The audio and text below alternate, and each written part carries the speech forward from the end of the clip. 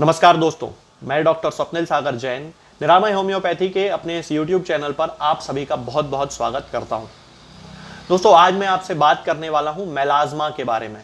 Melasma एक ऐसी समस्या है जिसके बारे में अमेरिकन एकेडमी ऑफ डर्मेटोलॉजी का कहना है कि मेलाज्मा के कारण दुनिया की लगभग 90% महिलाएं पीड़ित होती हैं। और मेलाज्मा, जिसे कि क्लोएज्मा या मास्क ऑफ प्रेगनेंसी भी कहा जाता है, खास तौर से महिलाओं में ही देखा जाता है। हालांकि इसके केसेस पुरुषों में भी देखे जाते हैं, लेकिन महिलाओं में अपेक्षाकृत ज़्यादा केसेस इसके देखने को मिलते हैं। और भारत में तो लगभग हर दूसरी तीसरी महिला इससे पीड़ित होती है। तो आज मैं इसी मेलाज्मा के बारे में आपसे बात करूंगा कि आखिर ये होता क्या है, ये क्यों होता है और किन होम्योपैथिक दवाओं से हम इसे पूरी तरह से ठीक कर सकते हैं। तो चलिए दोस्तों, शुरू करते हैं। सबसे पहले मैं आपको बताता हूं कि मेलाज्मा आखिर होता क्या है। दोस्तों, हमारी बॉडी में, हमारी स्किन में कुछ सेल्स होती हैं जो हमारी स्किन को रंग प्रदान करती हैं। इन सेल्स को मेलानोसाइट्स कहा जाता है। ये मेलानोसाइट्स मेलानिन का फॉर्मेशन करती हैं, यानी कि मेलानिन हमारी बॉडी में बनाती हैं जो हमारी स्किन के कलर को डिसाइड करता है। अब जब भी कुछ महिलाओं में और पुरुषों में किसी भी कारण से ये मेलानिन शरीर के कुछ खास हिस्सों पर डिपॉजिट होने लगता है, पैचेस के रूप में पड़ने लगता है, त्वचा के रंग को ब्राउन कर देता है, भूरा रंग कर देता है, कुछ कुछ मामलों में काला रंग कर देता है, तब उस कंडीशन को मेलाज्मा या क्लोएज्मा या मास्क ऑफ प्रेगनेंसी कहा जाता है। दोस्तों, यदि हम मेलाज्मा के कारणों की बात करते हैं तो अभी तक इसके एग्जैक्ट रीजन का पता तो नहीं चल पाया है कि आखिर मेलाज्मा या क्लोएज्मा कुछ महिलाओं में या पुरुषों में डेवलप होता क्यों है। फिर भी इसके बहुत सारे कोरिलेशंस देखे गए हैं, जैसे कि जिन महिलाओं में फर्टाइल एज होती है, यानी कि 30-35 वर्ष की जो महिलाएं होती हैं, उनमें ज़्यादातर इस तरह के चेंजेस देखे जाते हैं।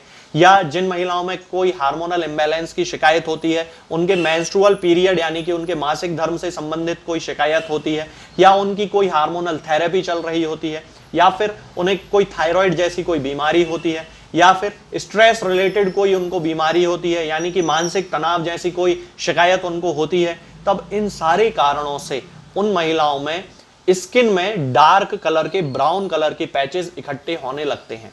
और इसे ही मेलाज्मा चूंकि कहते हैं, तो मेलाज्मा का जो संबंध है वो हार्मोनल इम्बैलेंस से ज्यादा देखा जाता है। यदि हम इसके दूसरे कारणों की बात करते हैं तो ये देखा जाता है कि जो महिलाएं डार्क स्किन की होती हैं उनमें मेलाज्मा ज्यादा होता है, बजाय उनके जिनमें की फेयर स्किन कलर होता है। यानी कि जो ज्यादा गोरी महिलाएं होती हैं उनमें मेलाज्मा के केसेस थोड़े से कम देखे जाते हैं। जो महिलाएं धूप में बहुत ज्यादा जाती हैं तो सूरज की अल्ट्रावायलेट किरणों के कारण भी ऐसा माना जाता है कि महिलाओं में मेलाज्मा डेवलप हो जाता है।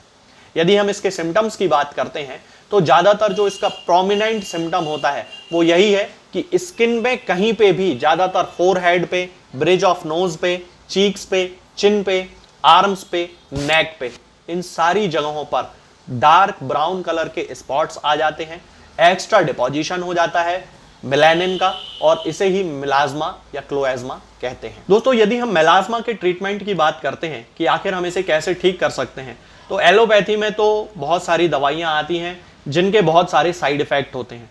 होम्योपैथिक मेडिसिनल सिस्टम में कुछ ऐसी मेडिसिन होती हैं जो मेलाज्मा या क्लोएज्मा को पूरी तरह से ठीक कर सकती हैं, लेकिन उसके लिए पेशेंट के कॉन्स्टिट्यूशन का पता लगाना बहुत ज़्यादा ज़रूरी होता है। जैसा कि मैंने आपको बताया कि मेलाज्मा होने के पीछे महिलाओं में या पुरुषों में किसी भी प्रकार का हार्मोनल इम्बैलेंस या उनके मासिक धर्म से संबंधित कोई ना कोई समस्या जरूर होती है।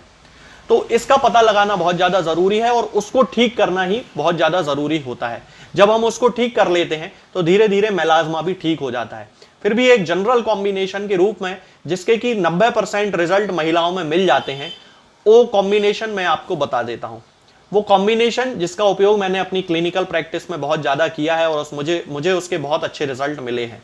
तो चलिए दोस्तों, मैं वो आपको बता देता हूँ। उसमें आपको 3 मेडिसिन लेकर आना है।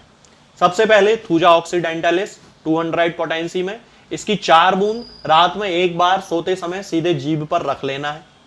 उसके बाद दूसरी मेडिसिन है कॉलोफाइलम, इसकी आपको 30 पोटेंसी लेकर आना है और इसकी 2-2 बूंद सुबह और शाम को ऐसे करके लेना है, सीधे जीभ पर रख देना है, या आप 4 बूंद एक बार भी सीधे जीभ पे रख के ले सकते हैं दिन में एक बार। यदि 2-2 बूंद करके लेते हैं तो सुबह और शाम, और यदि 4 बूंद ले रहे हैं तो फिर दिन में केवल एक बार लेना है। सीधे आप जीभ पे भी रख सकते हैं, 1 चम्मच पानी में मिलाकर भी ले सकते हैं। कोई भी दिक्कत नहीं होगी। इसके साथ ही एक मदर टिंचर आता है जिसे कि बर्बेरिस एक्विफोलियम का मदर टिंचर कहा जाता है। ये मदर टिंचर आपको लेकर आना है और इसकी 10-10 बूंद दिन में 3 बार आधे कप या 1 कप पानी में मिलाकर पीना है। इसके साथ ही इसको कॉटन में लेना है लगभग 20 बूंद, और जहां भी चेहरे पर, माथे पर, स्किन में जहां भी आपको मेलाज्मा की शिकायत है या क्लोएज्मा के पैचेस, डार्क ब्राउन कलर के पैचेस आपको दिख रहे हैं, उन पूरे हिस्सों पर आपको लगाना है।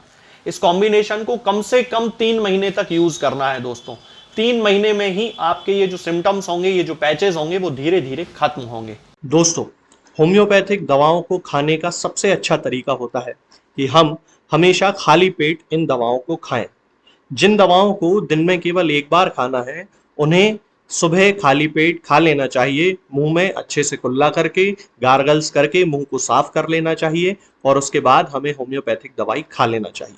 जिन दवाओं को दिन में 2 बार या 3 बार या 4 बार खाना होता है, उन दवाओं को खाली पेट खाने का मतलब होता है कि हम उन दवाओं को खाने के लगभग आधे घंटे पहले या फिर 2 से ढाई घंटे बाद ही खाएं, और उस स्थिति में भी हमारे मुंह में किसी भी वस्तु का, किसी भी चीज का स्वाद नहीं होना चाहिए, ना ही हमारे मुंह में किसी भी चीज की गंध होना चाहिए, जिससे कि ये होम्योपैथिक दवाएं हमारे शरीर पर बहुत अच्छे तरीके से काम कर सकती हैं।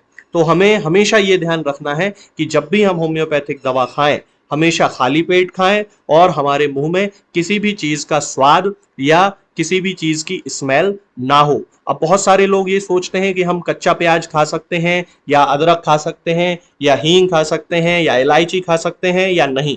बिल्कुल, आप इन चीजों का इस्तेमाल कर सकते हैं। होम्योपैथिक दवाओं को खाते समय आप इन सभी चीजों को बड़ी आसानी से खा सकते हैं। बस याद ये रखना है कि जब भी आप होम्योपैथिक दवा खाएं, इनमें से किसी भी वस्तु का, किसी भी चीज का स्वाद आपके मुंह में ना हो। यानी कि जब भी आप इन्हें खाएं तो इनके खाने से या तो आधे घंटे पहले होम्योपैथिक दवा खा लें, या फिर इन्हें खाने के 2-2.5 घंटे बाद, जब कि आपने मुंह में अच्छे से कुल्ला कर लिया हो, अच्छे से गार्गल्स कर लिए हो, तब इन होम्योपैथिक दवाओं को खाएं। तो आपको हमेशा होम्योपैथी के सबसे अच्छे रिजल्ट देखने को मिलेंगे। लोग गलती यही कर देते हैं कि वो प्याज खाना छोड़ देते हैं, कच्चा प्याज, लहसुन, अदरक, हींग सब खाना छोड़ देते हैं, लेकिन फिर भी उनको मुंह में सफाई ना होने के कारण होम्योपैथिक दवाओं का अच्छा रिजल्ट देखने को नहीं मिलता है।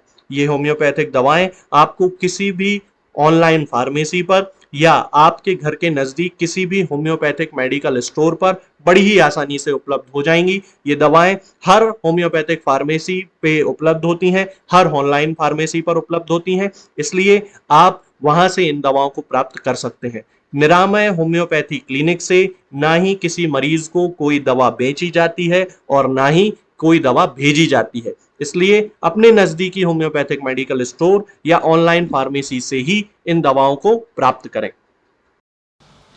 तो दोस्तों, आज के लिए फिलहाल इतना ही। आगे के वीडियोस में मैं आपसे बात करूंगा कुछ नई बीमारियों के बारे में और उनकी होम्योपैथिक दवाओं के बारे में। तब तक के लिए जय हिंद, जय भारत।